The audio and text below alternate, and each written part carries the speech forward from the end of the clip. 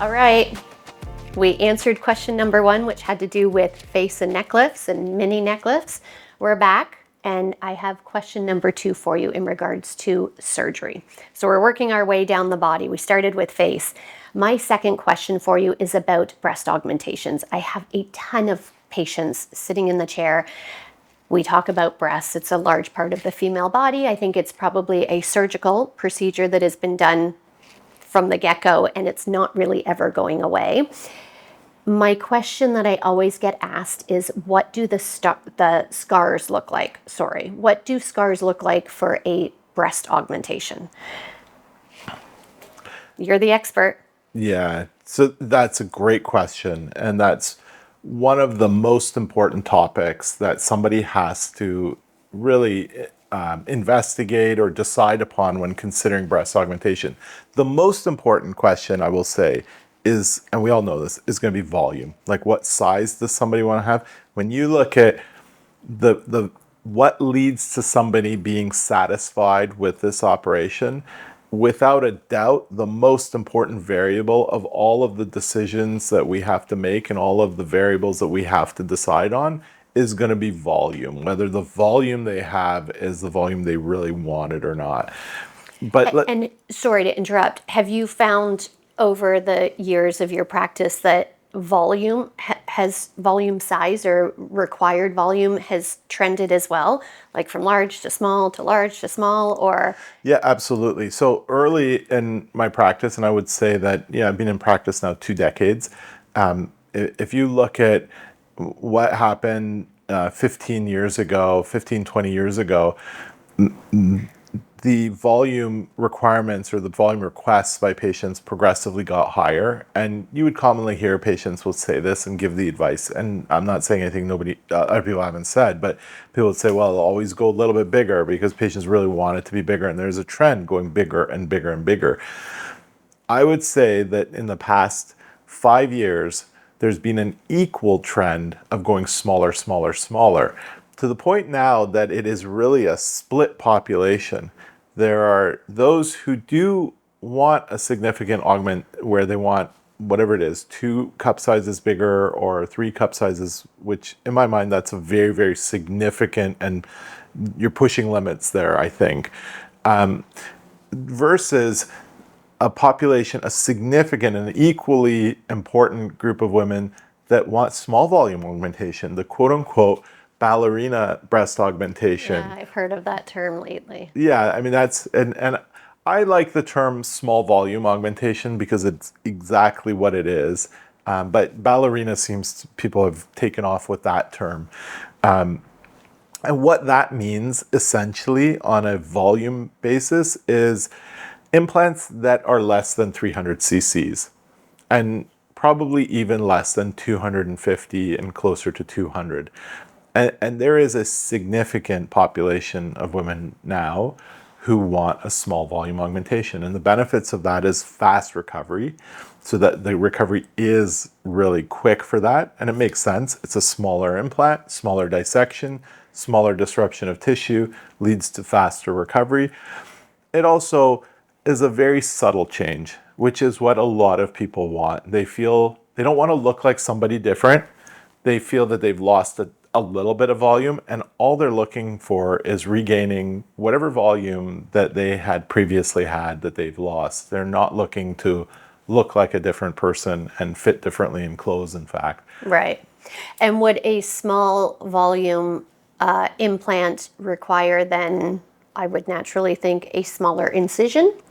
Or is your incision going to be the same regardless, because you can squeeze a large implant into a small incision? No, you definitely can use a smaller incision, but there's still so that leads to the next question, and I think what you were asking before I went off on this tangent about volume. That's okay. That's our norm. Everyone's used to it by now. Yeah, which is that, once you've decided on the volume, the next tier of variables that lead to patient satisfaction are really important.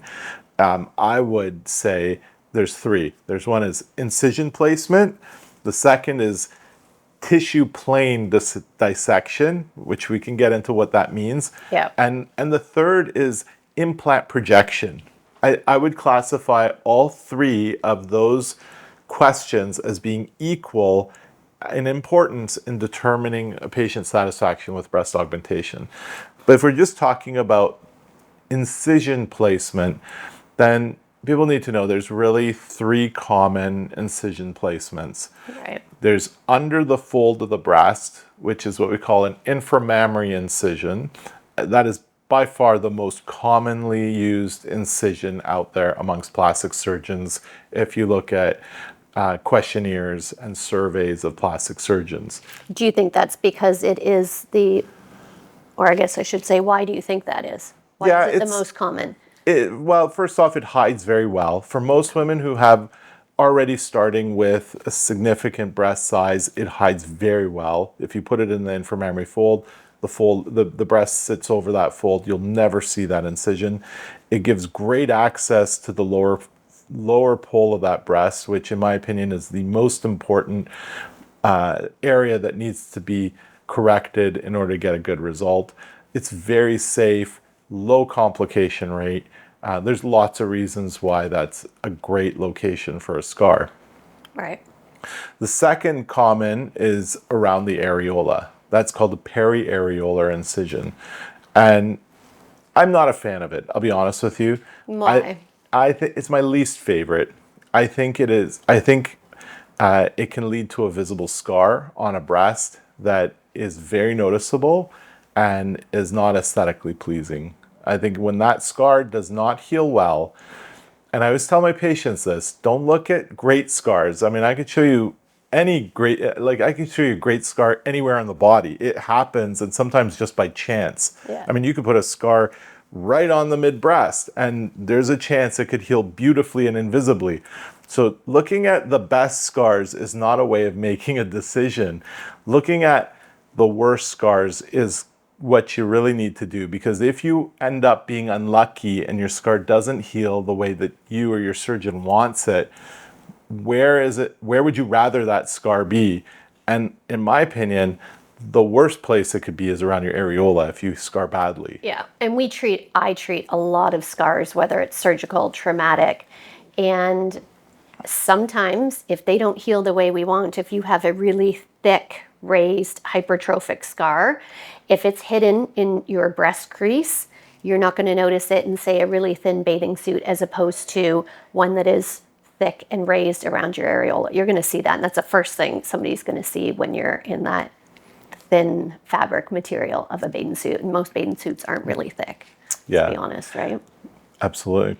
And what patients don't appreciate is through that scar, you have to cut right through breast tissue. So there is a higher complication rate that's related to that scar. And it's not related to the scar itself, but it's related to the fact that when you use that incision to get to your plane of dissection, you are cutting through breast tissue, and it can lead to problems. So that's my least favorite of all the incision placements. The third is really, I think, the exciting one that a lot of people are getting excited about, and that's an axillary incision.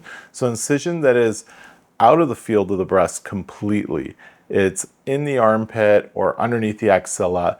It's far away, and the breast is approached endoscopically, which means that small incisions are used far away from the field of dissection, and using cameras and scopes, we dissect out, just like endoscopic surgery in the face. We're using cameras and scopes to dissect out the tissues from a distance away in order to minimize scarring.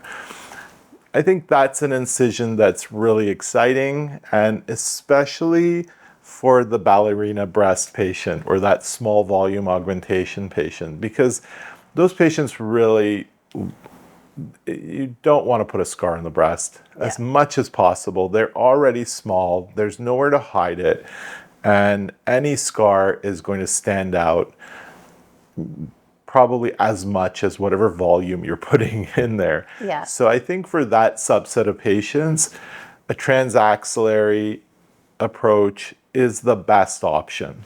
And if we go back to talking about bad scars, because again, you can never tell how somebody's going to heal.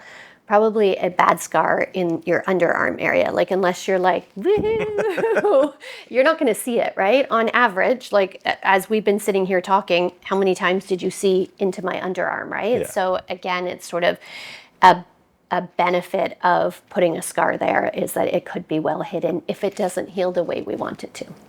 That's right. It's far away from the breast. It's not in that field. It's hidden. Your arms are down.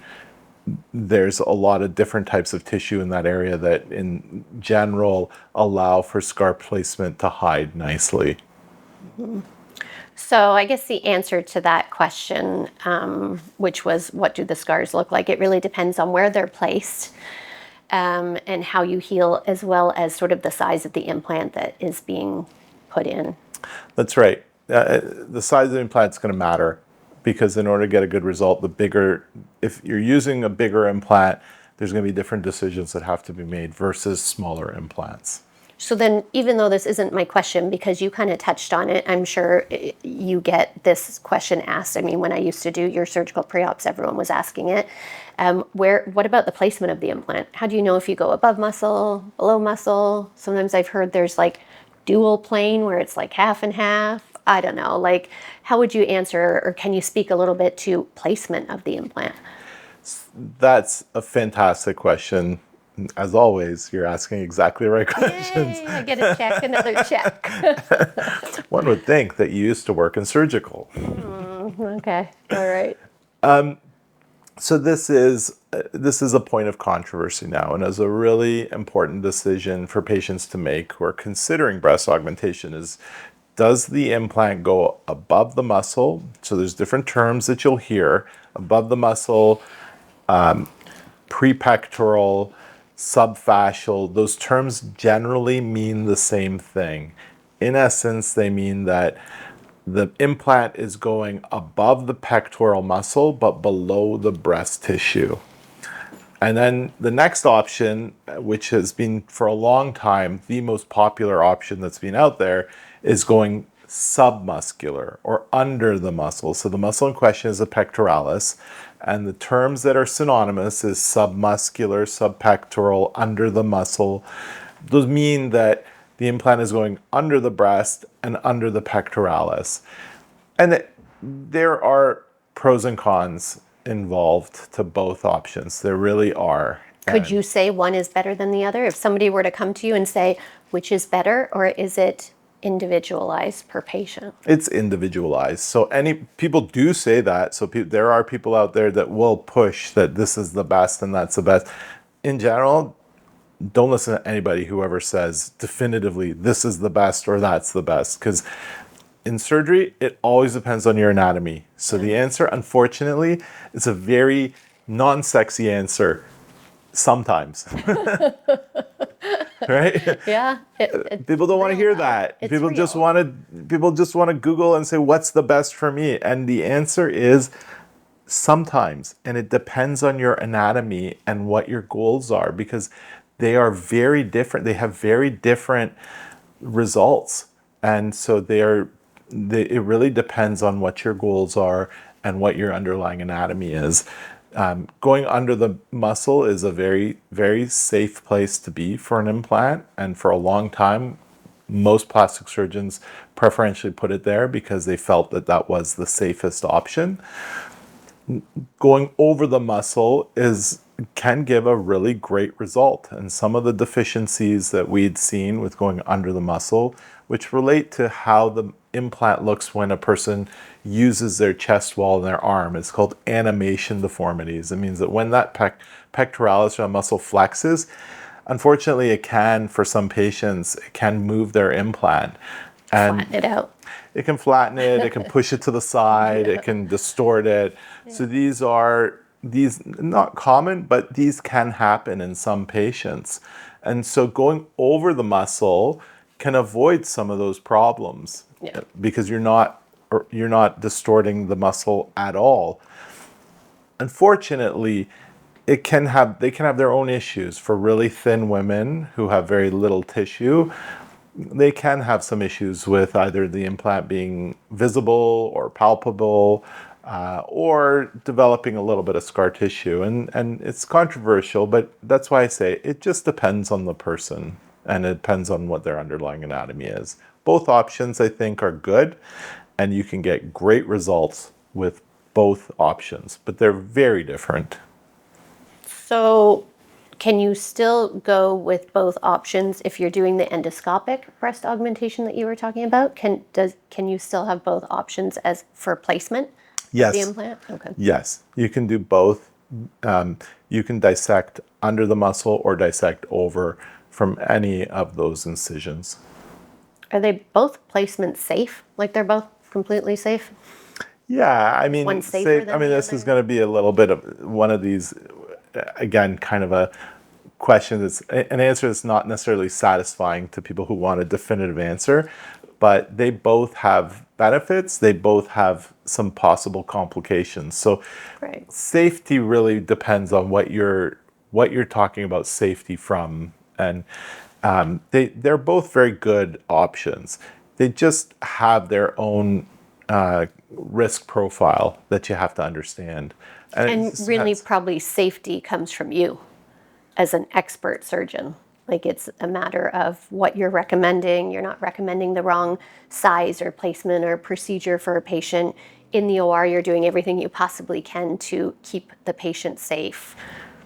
That kind of thing, right? That's probably where safety comes from, is it's from your expertise. I would like to think so.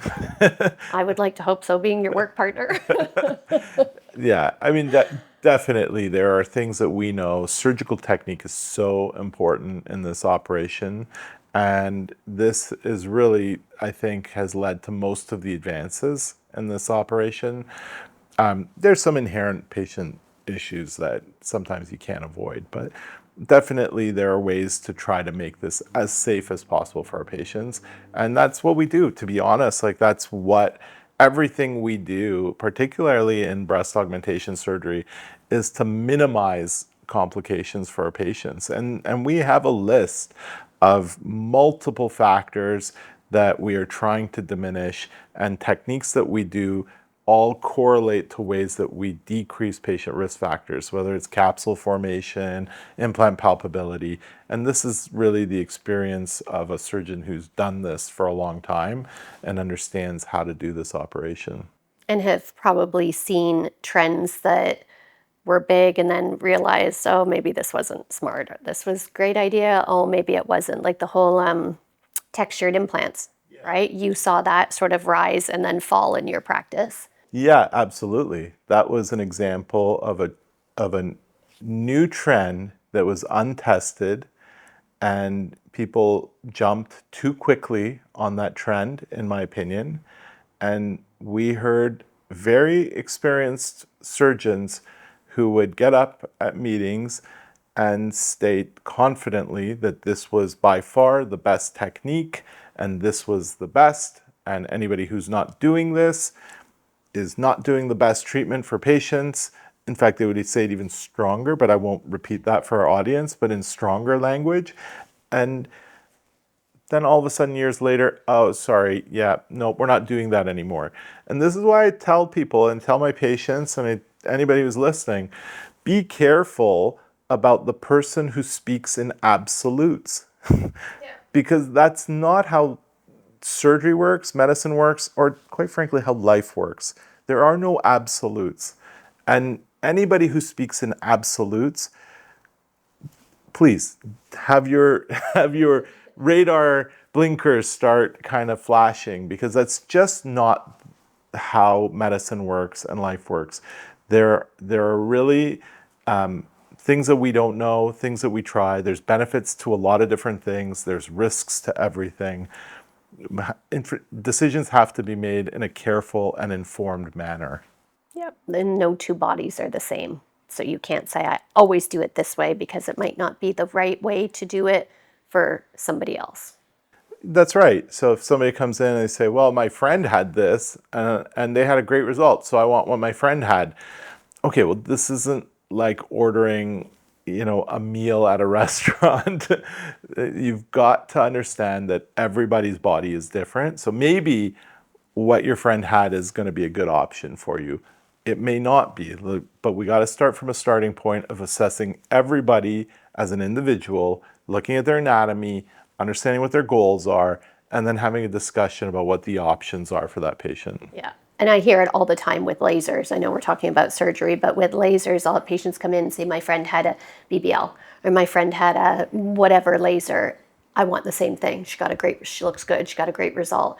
And that patient sitting in front of me, the last thing they need is a BBL. They're maybe not a candidate. Maybe they've got 65 years of deep wrinkles that I know a different laser might be the better option. We hear it all the time in regards to sort of skin concerns, right? So Yeah. So what do you do with the patient who comes in? Okay, so I'm going to give you two scenarios. The patient who comes in to you and says, "Give me the laser. I want the laser." okay, so we sit down and we analyze their skin together. We talk about concerns. I'm a big one on giving my patient a mirror. We have a device at our clinic called a Visia skin analysis that we can look at it together, but I will give my patient a mirror and say, what are your concerns? And we start talking about those concerns, and then I can lead into these are the best laser options or laser treatments that I would recommend for you, as opposed to just the laser. Just like I said in regards to a BBL, everyone knows BBL now. It's a great device. We run it all day long at our clinic, but it is not going to fix or correct some main concerns for some patients in regards to their skin. So I always take a step back. If somebody says, I want the laser, take a step back. What are your concerns first? Okay, all right then. Let's talk about how we can treat those individual concerns. Okay, how do you deal with somebody who's fixated on one particular device, but you think that they need something else? It's a good question too. I usually start breaking it down into my scientific talk. So I talk about there's different wavelengths. Different lasers have different wavelengths. If each wavelength has a different chromophore or something it's attracted to, so you're sitting here telling me that your main concern is deep wrinkles. That chromophore is sort of the water in the cells we're trying to target. You're in here asking me for a BBL, which is really aimed more at pigment and vascularity. So this is why what you're asking for probably isn't going to give you the correct result or the best result that you want. And I'm very transparent, and I don't want to waste your money. I don't want you to spend money on something that's not going to work. So I usually sort of turn it around and break it down to try and go a little bit deeper into explaining to them. Because sometimes patients are like chromophore and wavelength, and they don't even know where to begin with that. But if you are coming to me as an expert to help you get a result, and you're not listening to me, I'm probably going to take it one step further and try and delve a little bit deeper into why I'm recommending A instead of B for you. What about, okay, I like this. What about the patient who comes in and wants what? Wants the same device that Kim Kardashian's had. Okay, don't get me started on Kim Kardashian. What I would like to say about that, because you just asked me, is the fact that if you look at the last 5 years, maybe more, of what Kim Kardashian has had, or like the Kim Kardashian, I want to look like Kim Kardashian. So what has she had? She made that whole vampire facial or the microneedling with PRP huge. Then I think she made Morpheus 8 big. She talked about that was her treatment. And then she went, I think at one point she did a Moxie, which is a laser we have and we love it. I think most recently she's talked about Zerf. You name it. Don't forget Potenza. Oh yeah, she was on Potenza for a while. But let's be honest, Kim Kardashian, that's probably not all she's doing. She's done it all. She probably does it regularly. She also probably has quite a skincare regime, as well as probably a personal something for every single aspect of her life, her skin, her face, her body. So if you come to me and you have 60 years of sun damage, you're pigmented, you're red, you maybe have some rosacea started, you've got deep lines and wrinkles, and you tell me that you want Zerf because Kim Kardashian has it, I'm going to, again, break it all down for you. I'm going to make you do a skin analysis right in front of me, and we're going to go through all of your concerns and why maybe to look like Kim Kardashian, you're going to have to spend the next 2 years with me, but I'll try and get you there. That's what I'm going to say. We should probably not air this because we're going to get in trouble from all those companies. Oh, they are going to air it. I think Okay, I think we're done on that one.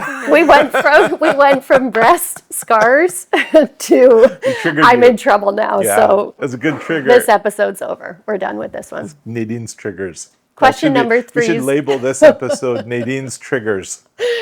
question number 3 is coming up in the next episode.